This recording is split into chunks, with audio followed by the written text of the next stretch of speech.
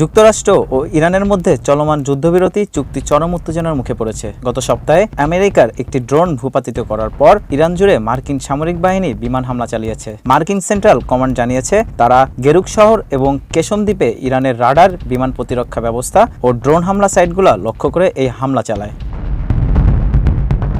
এর পাল্টা জবাবে কুয়েতে মার্কিন ঘাঁটিতে ক্ষেপণাস্ত্র ও ড্রোন হামলা চালিয়েছে ইরানের রেভলিউশনারি গার্ড। মার্কিন বাহিনী এই ক্ষেপণাস্ত্রগুলো ভূপাতিত করায় কোনো হতাহতের খবর পাওয়া যায়নি। তবে ইরানি রাষ্ট্রীয় টেলিভিশনে ট্রাম্পের ছবি সংবলিত ব্যালিস্টিক ক্ষেপণাস্ত্র উৎক্ষেপণের ফুটেজ প্রকাশ করে হুঁশিয়ারি দেওয়া হয়েছে, শেষ মার্কিন সেনা অঞ্চল ত্যাগ না করা পর্যন্ত তাদের এই প্রতিরোধ চলবে।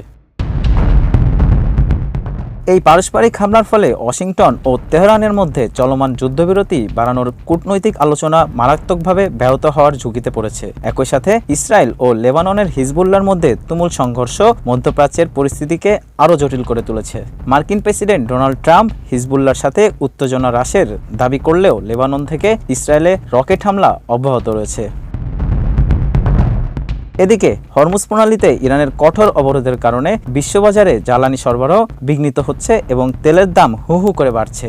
যুদ্ধ শুরুর আগে যেখানে দৈনিক 130টির বেশি জাহাজ চলাচল করত, সেখানে এখন তো নেমে এসেছে মাত্র 36টিতে।